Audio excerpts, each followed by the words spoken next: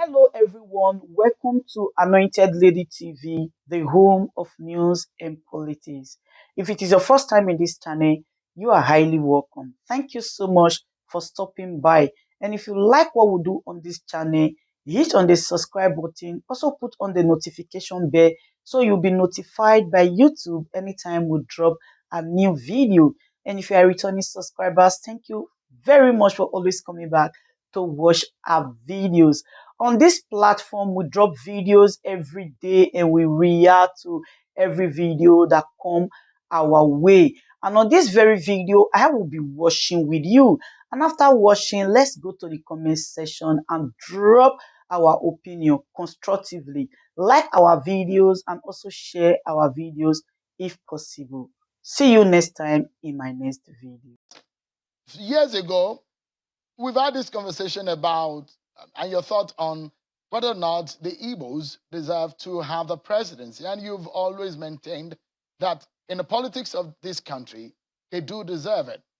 Well, let me ask you, if you were made president today, how would you handle the IPOB and Nnamdi Kanu matter? Well, we are not yet there because the issue is before a court, and it will be improper for me to be discussing IPOB here now. But, I mean, if you are presented with the opportunity or the option of a political solution or an out-of-court remedy or solution, would you take it? Well, I don't know what you mean by out-of-court settlements, and I told you I'm not going to commit anything about that issue because it's before a court of competent jurisdiction. Sean, I don't want somebody to issue a court order for me to come here tomorrow to arrest me. I think I've gone for prison for 6 months. Allow me to rest as I'm resting. Or you want the judge tomorrow to issue a summons and say that I've committed an offense. Please give me this breathing space that I'm enjoying with Nigerian people and having time to go and campaign. As a leader in the Southeast region, how do you hope that is best or the best ways to handle the issue of the agitations with IPOB or the agitation in the Southeast? I told you I'm not going to discuss that issue. And I'm not going to discuss it because I'm involved. Because I'm involved. And I will not discuss it. I have done a lot of discussion with President Mohamed Buhari. I've done a lot of discussion with the parents of Nnamdi Kanu and his brothers. And you realize before, when it was also like that, I was a party to solving the problem. So now it's in the court. And you cannot allow Justice Binta Nyako to issue a summons to me tomorrow. I'm not going to allow you to drag me to that mess. I'm doing a background job to that. I'm just trying to get your view on how best it is to resolve the matter. But let's move away from that since you're not comfortable. And I'm telling you, I'm not going to discuss with that with you. Let's go into the issue of your party internal affairs. You have mentioned part of what I discussed with President Mohamed Buhari. Preferred that a party go for a convention and a primary at the same time. You don't look comfortable with the issue of the February convention. Have you spoken with Governor Buni on this? And do you see some kind of disaster waiting in the wings for the party should they go ahead? Well, I have not spoken to Governor Buni. I wrote a letter to the party last year and asking them not to continue with the convention on 26. Let us have the both convention and the presidential nomination on the same time, the same day. But they seem to want to continue to go for the convention on 26th. Party is supreme. I'm a loyal party member. Whatever the party says is what we will do. and the party is supreme. And the supremacy of the party is what matters. On a final note tonight, Your Excellency, I'd like to know, with what is going on, if you look at what the People's Democratic Party, it does look like they've thrown open the issue of rotation and zoning of the presidency in their party. In your party, it's not also clear where the party is headed. But for those who are agitating that the Southeast should have it, what's your view on this matter? And if it doesn't go to the Southeast, what would you do? Well, my view that other regions should see reason with Southeast. And if it doesn't go to Southeast, the other regions should see reasons with us and see that it will be a godly thing to do. But if I've always told you, Sean, that there are two zones that have not participated in the presidency. I know about Southeast, which is so dear to my heart. And I also know about Northeast, which is also dear to my heart because I'm from Maiduguri. It's my second home. So, for me, the Igbos should take the first right, and the other people should come second. But if the party made it open, all right, we don't have the numbers in the Southeast. I can tell you, but the party must zone this presidency to Southeast to be able to protect the weak. On this, we are weak. In money making, we might be very strong. But in numbers to make ourselves the president of Nigeria, we are weak. Other Nigerians should look. This thing happened in 1999. They zoned everything to the Southwest. I was watching you with Sule Lamido when Sule Lamido said that this thing was done by federal government. Bandits that is happening now, they're caused by my village people. They're also government business. June 12th was government business. This bandits and terrorism, IPOB is the same government and all the rest of them. Everything that happens to a country is about government. It's reforms about the government. Whether it's good or bad, whether it's for the government or against the government, everything reports is for the interest of the government. So I see that our other people should be able to make at least Igbo president of a president of Igbo extraction from Igbo land. I mean, this is Nigeria. There's no Igbo is not a republic, so there's nothing like Igbo president. all right. There's a president of Nigeria from Igbo, and it is possible if the country put the hammer on. Look at my face. You see the face of Nigeria. And you see the objectivity of the world, where leaders of the world will rally around Nigeria. Because I know the world. That is the major thing I will bring on the table. So the question here is, if you're saying that you know Nigeria and you know just how to get a job done, what in your view is the major problem or the challenge that this nation confronts today? And you said you know the team and motivation. Yes, that sounds a bit philosophical. Practically speaking, how would you solve the problem? It's a simple thing. The most important thing I will tackle, if you make me president tomorrow, is bandits and terrorism. After that, I will go to reassess the issues of the electricity with the commercialization of the electricity. Then I give back Nigerian people confidence so they can be able to play in the world. They can be Nigerians anywhere. They can be Nigerian. Nigerian will be a Nigerian in America, in Canada, in Kenya, in anywhere he goes. He will be proud that he's carrying a green passport. I will reconnect Nigeria and Nigerians to the world, where they will proudly say, I'm a Nigerian. And that is things that we have. The Nigerian people can move from Sahara Desert to Atlantic Ocean. Nobody will molest them.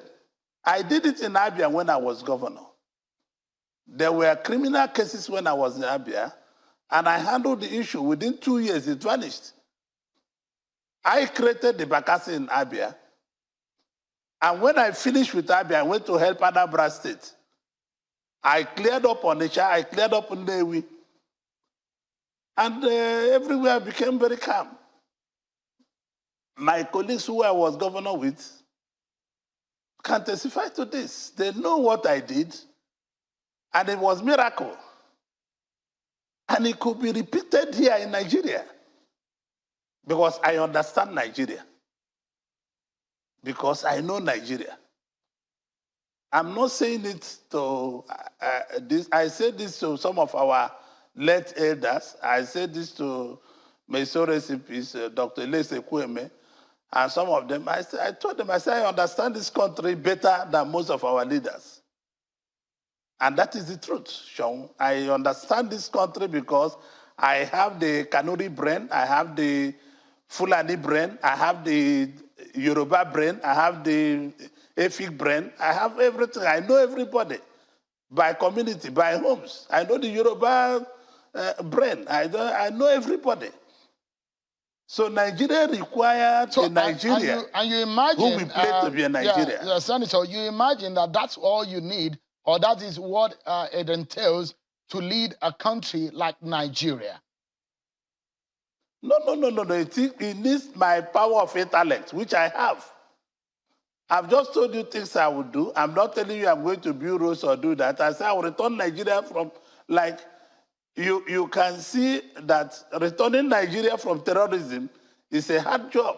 And building the economy, the next most important thing is where the banker will be happy, where the industrialists will be happy, where the school girl and school man and teachers and everybody will be happy. And the labor Congress will be Senator, happy. I ran do you a think state that you for can 8 achieve years. what you said I you did can not do? have any This labor issue of unrest. terrorism and banditry. How soon do you think that can be done? That can be fixed? For example, if you were elected and sworn in as president on May 2023. Listen, Sean, if I'm given the opportunity to run the affairs of our thing, it's going to be a team film. I will be looking at between 14 months to 24 months, Nigerians will have back their country to themselves. Let me look at it from this point of view and your fitness for office. First and foremost, you've been making consultations. These are images of you meeting with President Muhammadu Buhari. Let me ask you, has the president giving his endorsement, has he given his blessings for you, for your ambition to become president? I have not even discussed with the president I want to run for president. The last time I met President Buhari, I was able to discuss the issue that concerns the nation, terrorism, bandits, and how to stabilize our country, and other major issues in the National Assembly, like the electoral law.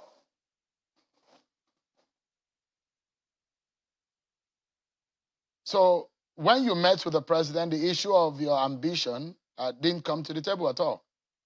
And are you hoping that maybe make a return to tell him that you want to run for president? Listen, he's the president of Nigeria. And I told you that the party is supreme. I am waiting for the party to say they are zoning the president to the south and veer to southeast and veer to Ibere in my Bende local government. Then I can come out. I'll draw the dagger. Do you have... So when you say you want to draw the dagger, are you confident that your party will zone it to the southeast region? But let them zone it for the south first. The preliminary issue to go to south, I will draw the dagger. I mean, if your party zones it to the south, you'll be facing the likes of Vice President Oshibajo, Bola Tinubu. Interestingly, you met Bola Tinubu in your home. You had a meeting with him. And part of what we understand, perhaps were discussed at that meeting, was Bola Tinubu's ambition. Did you tell him that you are also interested in becoming president? Well, let me tell you, I've told you before that I told Tinubu that I was not going to run. That is the truth. And I told him I wasn't going to run. It was circumstance from south, east, southwest, northwest, north central, and northeast that made me to decided to join the race. So I'm a child what are of you saying in circumstance, essence? Sean. That are you?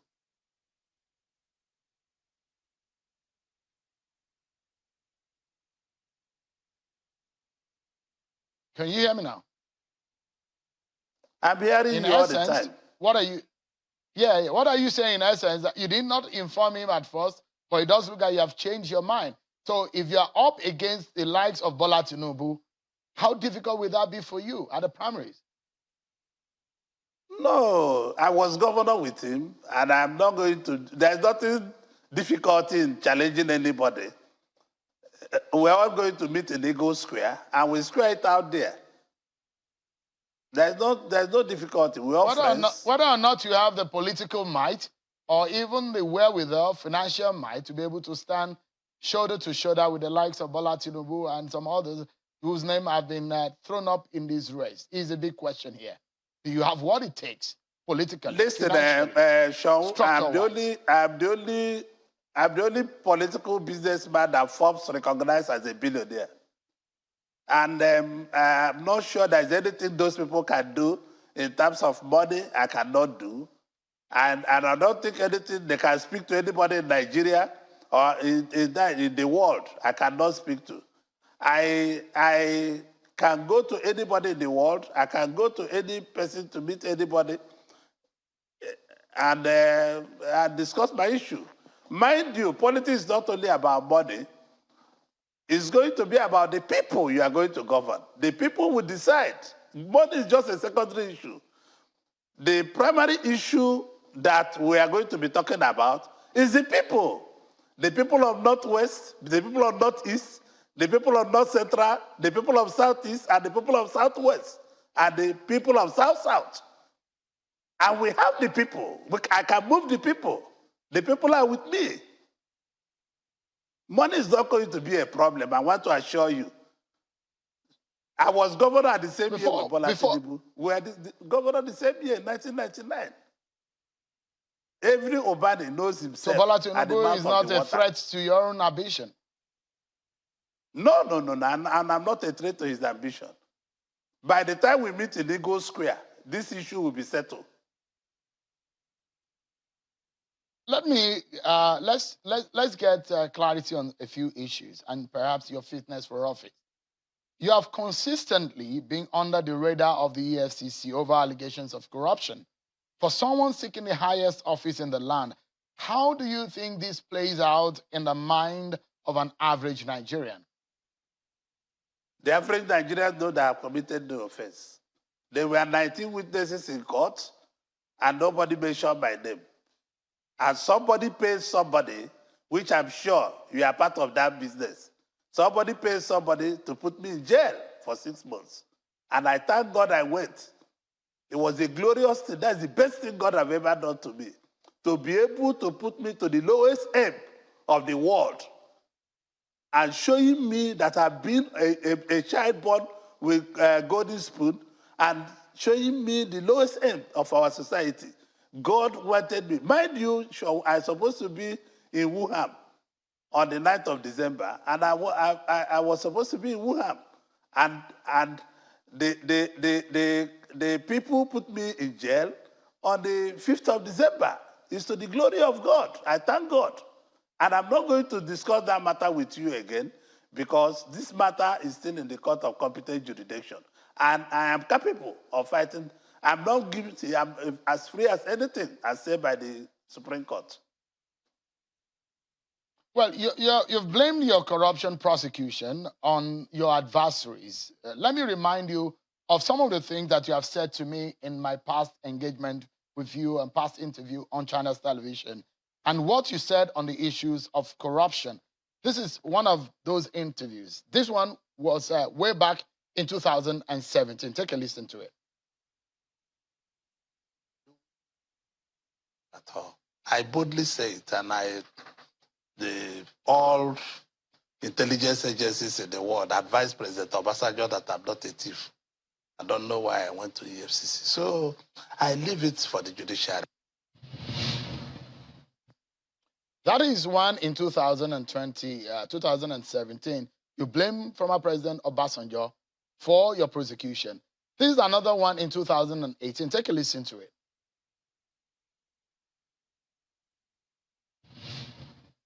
When you move into the APC, they believe that when you move into the APC, you suddenly become a saint. You're no longer a sinner or a fraudulent person. No. I've never been one. It was President Obasanjo who made me to be one. And I've never been one. I went to Abia to serve my people with all amount of sincerity and purpose. Even the PDP, President Obasanjo run as president. You know that if it's a company, I myself and few others will own 90% of it. I gave them the first 500 million in 1998, and I gave him the first 100 million to stand as a candidate in 1998. So calling for those who came into power with 20,000 naira, who are having mansions today, who are having all kinds of things today, who are billionaires today, I mean, it's unacceptable. That was also in 2018. If you blame former President Obasanjo for your travails, and it's now under the Buhari government that you were sent to jail, isn't that interesting? How do you explain that? The man you blame is gone as he's no longer president, but you were jailed under the APC, under the Buhari government.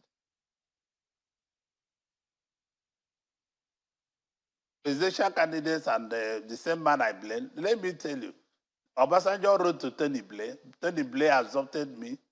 He wrote to President Bush, and President Bush told him I wasn't corrupt. And I'm not corrupt. That is the truth. I paid for everything PDP did. If it's a company, I own 90% of the PDP. How can a man in 1998 who gave all those money will today be a thief? Is it possible? I was running the largest shipping company in sub-Saharan Africa. I run the largest banks in sub-Saharan Africa. I run the largest mining company in sub-Saharan Africa. How can I become thief suddenly?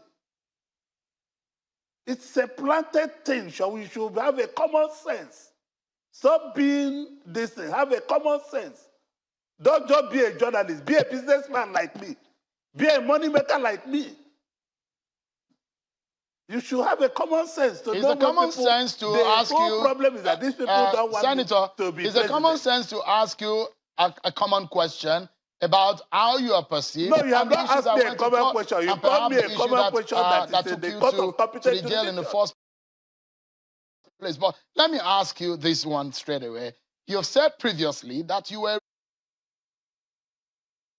rich before you became Abia State Governor. But can you tell Nigerians tonight how much you were worth at the time? Give Nigerians some ideas of your source of wealth and why they should believe you that it wasn't from Abia State coffers that you got those monies. How much were you worth? Shall we just play what I discussed with you? That in 1998, I said that I said that I gave money to the PDP as a party, and I gave money to President Obasanjo as a candidate. So will I be a poor man to be doing that in 1998? How much were you worth? Is it possible? That's the question. I mean, it sounds like a common question, but it's a critical question. I cannot tell you my Nigerians need net to know. worth. How I much were you cannot tell worth you at my the time? net worth. And I'm very sure that before you you get into public office you these can days, verify my you net have to worth. declare your assets. Forbes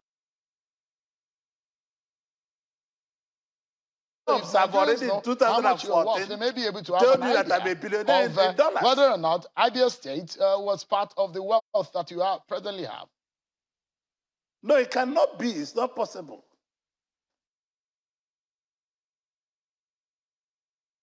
Sean, I started building factories in 1986. The slug vegetable oil factory, all the factory I have were built in 1986. Mind you, I was chairman of Cooperative and Commerce Bank at the age of 27 years. I was chairman of Boronu Water Board at the age of 28 years. I was in Unipetrol when it was Unipetrol as a director.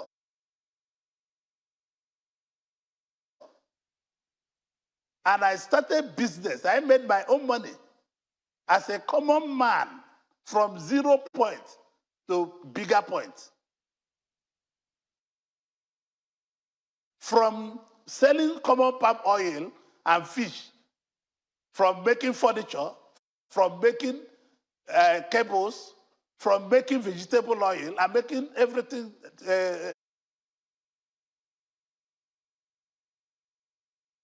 utensils to use in the houses. When you go to a nature market, 50% of the commodity you see there are my products. 50% you see in Aba market are my products.